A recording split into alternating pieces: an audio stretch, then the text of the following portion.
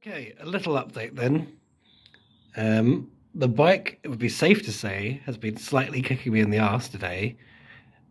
The goal was to get the old engine out and put the new engine in, maybe make the new clutch cable, attach a new nipple to the end of the cable. I checked the length and it's perfectly long enough, should be fine. Now, what I wasn't expecting, although I should have been, because I thought I was going to avoid it because it's a 2-year-old bike, was that every single bolt for securing the exhaust, except weirdly for the exhaust studs themselves, were completely seized to the point that they both had to get cut off.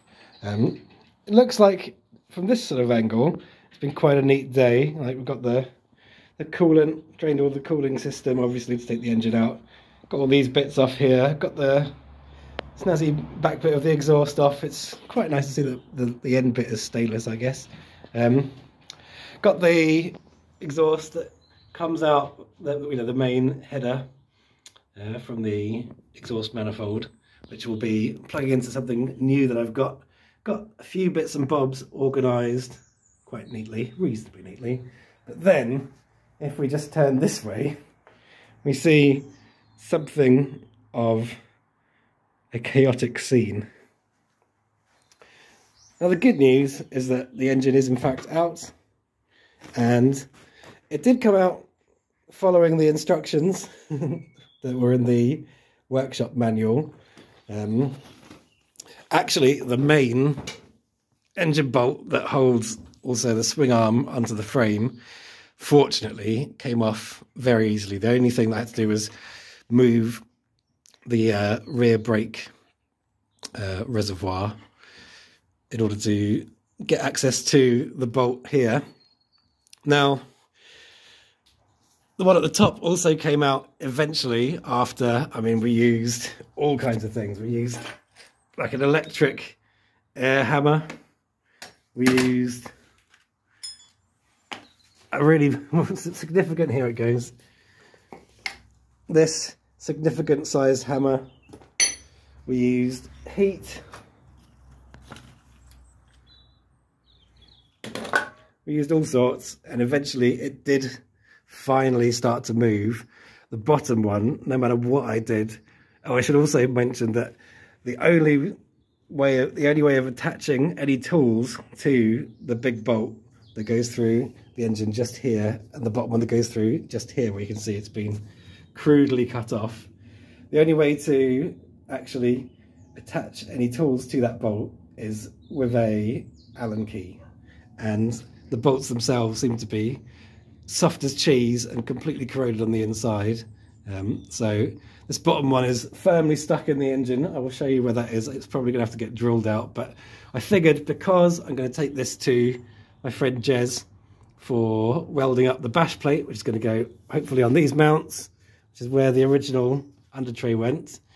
He could just weld a couple of new tabs on there and be able to mount the engine in. It'll probably be all right with 2 mounts just for pottering over to his workshop once it's all registered, being quite small, as long as we just take it fairly easy, I guess. The exhaust mounts, as you can see, have taken a bit of a beating, but I managed to get the completely seized bolts off of those too. So yeah, that's about it. Not quite as much progress as I perhaps would have wanted, but you know, moving forwards is better than standing still. Now, the good news is, on closer inspection, the engines really are the same. There's only one difference between them. This is the new one. This is the old one. The only difference was on what was the old one. You had this little vacuum pipe that is on the inlet manifold, whereas on the new one there wasn't. And I know this is confusing, but what I've done is I've swapped them round, so everything else seems to match up just fine. And this one's obviously got a proper working clutch, which is good, and this one is still busted, so we'll fix that in due course.